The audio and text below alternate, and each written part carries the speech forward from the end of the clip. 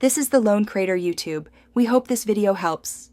You start by preparing hardware and enabling Ps4 Bluetooth. Plug the Xbox One controller into power and ensure it's charged above 50%. This prevents interruptions. Once done, power on your Ps4 and confirm the system is up to date because updates fix compatibility. Now open Settings, go to Devices, and select Bluetooth devices so the Ps4 is actively scanning. You do this first because the Ps4 must detect any adapter or controller during the subsequent pairing steps. Set that scanning window before proceeding.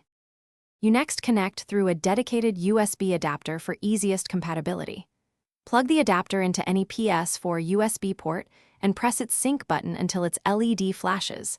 This puts it into pairing mode. Then, on the Xbox One controller, press and hold the small sync button on top until its light blinks rapidly. Make sure the adapter and controller are close together. Proximity matters for secure pairing. After a few seconds, the Ps4 will list a new device. Select it so the controller links through the adapter. You finish by verifying controls and solving common failures.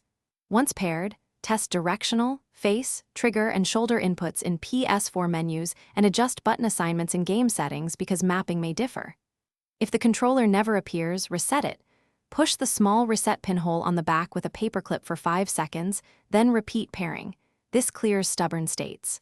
If problems continue, try a direct USB connection or a different adapter, since some adapters and firmware versions work better with Ps4. Thanks for watching. Consider subscribing if we helped you.